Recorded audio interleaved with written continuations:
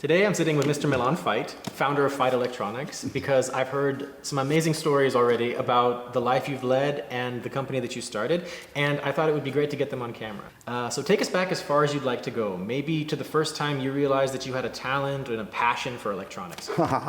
This long time ago, when I was boy, about 10 years old, my parents bought TV set, and one time it has broken, so one guy from neighbors came to repair it. I watched this guy, how to do it, so I'm watching, and fortunately this guy had only 2 daughters. Son was missing, so he adopted me as a son. I started to visit him, watching, etc. So it was my first contact with electronics. Okay, and where did it go from there? Where did electronics take you after that? Fortunately, one guy from neighbors was making airplane models, and one time he asked me to make radio apparatus for remote control of these models. So I made radio control apparatus, and I started. Okay. And then what? And then where did it go from there? Was it successful? Was the first one a success? Yes, it was successful, and I continued, and I made second apparatus slightly better, and I published it in one magazine, so it got to know, and people asked me to make it and to make more of them, to sell it. Okay. I started something like business. What did you call it? The apparatus. What did you call it? Every apparatus needs its original name, so I call it Phytoprop. Okay. Veit is my surname, and prop, it is proportional control, so Phytoprop. Okay. It sounds cool. Cool, yeah. That's cool. Sexy. So was this I guess this was a very popular product at the time. At what time it was, because nothing else was available, so it was some, let's say, monopoly, and I can get even good price. How much? 7,000 crown. Okay. See, it was 3 months salary at the that time. much? At the time. Wow. Yeah. Wow, that's amazing. And how many did you sell? About 40, 50, 60. Oh wow. Okay. Right. Okay. Right. That's impressive. That's Right. impressive. Okay. All right. And then so from there, did you have other times in your life when people around you noticed that you were very talented with electronics? When I started secondary school, we went to school trip to harvest hops. And my professor, at the time, for this trip, I made radio receiver. I made myself, and I brought it to this trip, and my professor saw it, we found that I might be good. Unfortunately, this professor taught us mathematics, physics, and descriptive geometry. So 3 sciences, nice for technicians, basic sciences. So it was. So you became a favorite of his. Yes. Yeah. Okay. And he helped you learn more about electronics. Of course. Okay, great. Where were some other places that you worked? Did you work in science? Did you work for the military? I graduated military academy, so my first job was in factory making fighter jets. Okay. So it was military application. Then I worked at the Academy of Science. It was pure electronic, pure research, pure science. And then I worked in other factory. I worked in cooperative farm, and I work even in Research Institute of Veterinary Medicine. Okay. And I got the contacts about animals, about agriculture and about animals. So my basic, which was evaluated later, started there. Okay. So this is where you became introduced to using electronics with chickens and poultry and farming. In farming. Okay. Interesting. And then, so what kind of work, if you can talk about it, what kind of work did you do for the military? It was some research development of radars on airplanes, on fighter jets. Okay. And then any other projects for the military that you that you were involved in, or was that the only one? It was only one. And then what about for the research institutes and in the science sector? What kind of projects did you work on there? I had about 6 patents. Okay. One of these patents is laser interferometer, so laser technology. It was in this Academy of Science. Then there are some patents about collecting data in agriculture. So it is my background started there. Application of electronic in any fields of industry or agriculture. Okay. And even from what I've heard stories about something to space. It was funny. Yeah. Soviet Union failed moon because Neil Armstrong was fast. Yeah. So America was fast, and the Soviet Union decided give up moon. Let's go on Mars. Okay. So it was very ambitious project. Very. And I participated in developing of chicks, breeding chicks for Mars. Okay.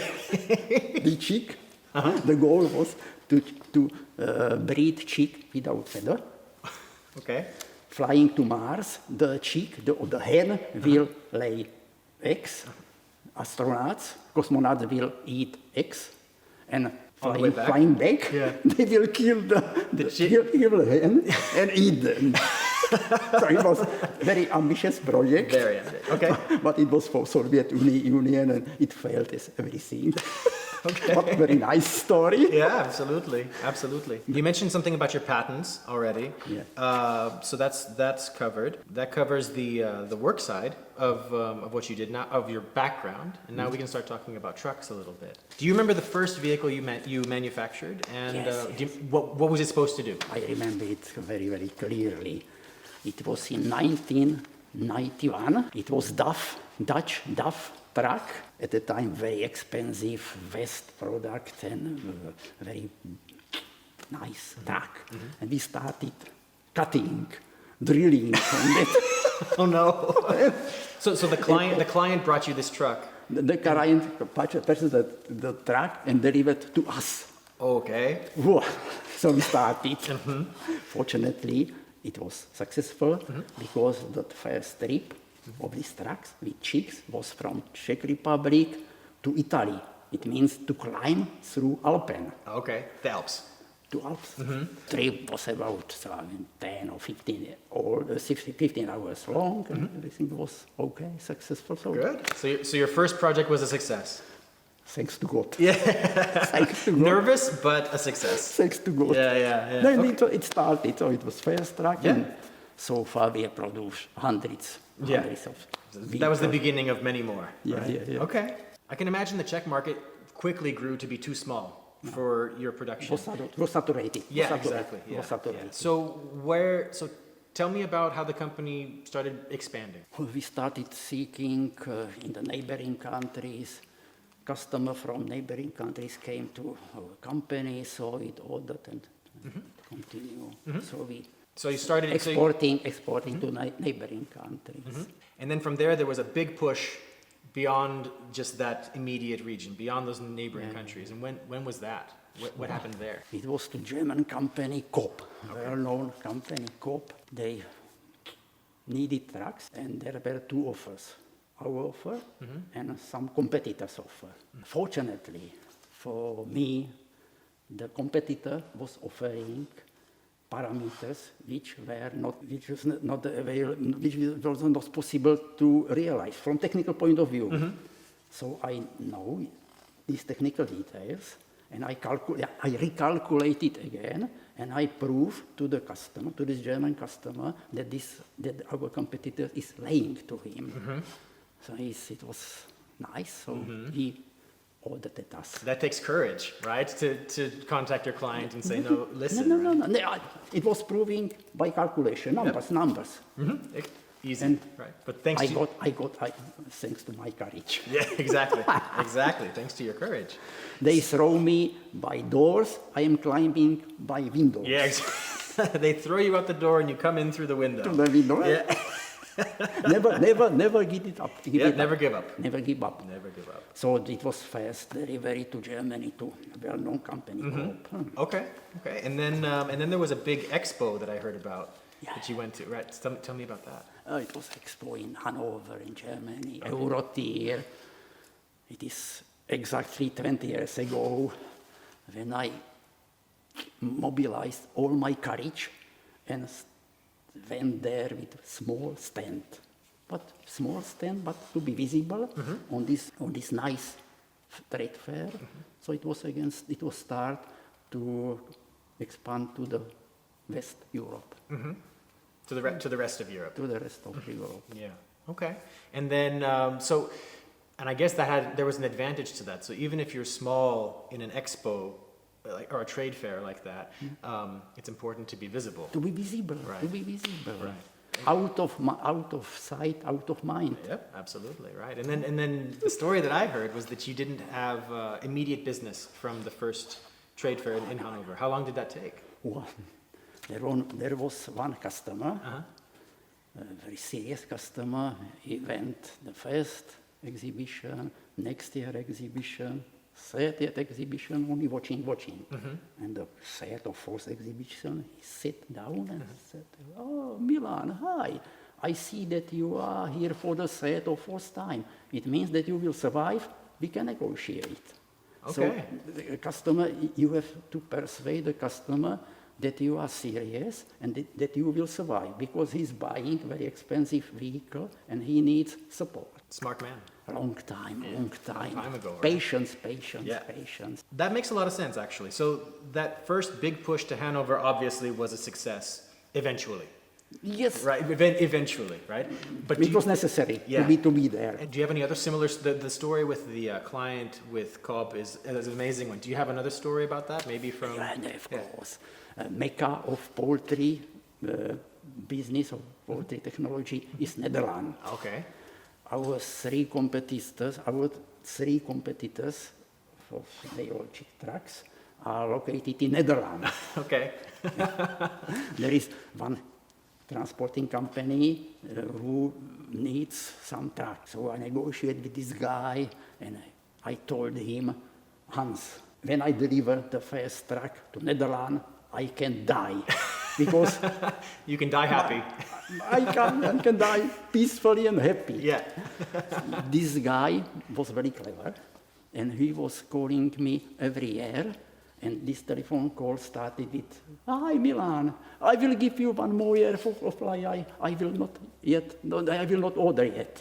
So it continue year by year, and finally he ordered, and we had delivered him about 6 or 7 vehicles. And you're still here. Yes, and I have survived. so I was laying to him. First truck to Netherlands, and I not commit suicide. That's good. Yeah, that's good. Okay, so that's amazing. How about the U.S.? What did the? U.S. Yeah, we now have a production facility there. How did that come about? U.S. it was harder, much harder. Okay. America, it is the world of itself. Yeah. Very difficult. Fortunately, I met Dwayne Johnson, who was buying our scales for a long time. But I told him, "Dwayne, scales, it's nothing. Trucks, it is for real guys. Needs trucks." He was listening. Everything is great. But it took about 10 years. Okay. 10 years to persuade him to start business with vehicles as well. And did you go to any expos in the U.S.? Of course, there is the world famous exhibition is International Poultry Exhibition in Atlanta. And that was a success for you guys? As you see the result. Yeah. Yes. It proved to be. Right. Yeah. So when did you order the first truck? 2016 or something like that. Long time. Okay. And then how long did it take to develop the production facility in America? More 2, 3, 4 years. So since 2020? 2020 So approximately. Okay. Long Okay. time. All right. Conquering America is very, very... Yeah. It's It needs courage. Yeah, it does. It takes And courage. patience and patience. These days, your son Peter runs the company. Yeah. And your grandchildren are also a part of it. Yeah. Was that part of your vision when you started out? Is that what you wanted? My vision was to have a factory and to be the best what I am doing. So, thanks to God, I have a factory, and so my mission is over. So now it's safe to give it to pass it on to the next generation. Of course. Yeah. Of Yeah. course. Okay. So you've And moreover, my style was as an iceberg. So strong. And now it needs more finesse. more finesses. Okay. And it is boring for me. Yeah, I understand. Conquering is for real Yeah. man. Okay. What do you think are the most important parts of business, to have a successful business in your life? I can name 4 things. Vision, idea, you have to know what you want to do. Then courage to start it. Third item, very, very hard work. And the 4th, good luck. Lots of good luck. Lots of good luck. But you need all 4 items. If one is missing, it fails. My experience. Yeah. That's interesting, though. If there was advice that you could give, or there are some things that I've learned about trucks and the way companies buy them, and I think there's stuff that they need to hear about that. If you could give advice to these companies, what would it be? You need powerful trucks, powerful cooling, you need good ventilation, you need reliable, and you need user-friendly, because driver is the king. What do you mean? If the driver is not sufficient, is not happy with the truck, he will refuse it. Okay. And Happy driver is the basic. Okay. So if they don't have drivers, then they can't deliver anything, right? Yes. Yeah. But when you are delivering live materialities, something different. Of course. You deliver animals, not bulk. Yeah, exactly. Since you've been in the industry for a very long time, and in the time that you've been making trucks, how has the technology changed? Oh, it needs more power. Okay. Because emitting of heat in chicks goes up Why? enormously, because of breeding. Okay. Progress in breeding makes the chick to emit much more heat. So you have to remove the heat. So Right. more powerful, Cooling. more reliable, because you transport live chicks. If something fails, it is total death. Right. And users friendly, because the drivers has to be sufficient, They have to be comfortable. Right. comfortable, and easy to operate. So automatization, etc. Okay. Power, reliability, users friendly. 3 things. Okay, that makes sense. What is the longest trip that a VEIT truck has ever transported chicks? As I remember, it was trip from UK to Russia or Ukraine, doesn't matter. But it was about 2.5 days. Wow, that's a really long time. Fortunately, successful. Good. Okay. Well, thank you. I appreciate the time. Yeah. All right.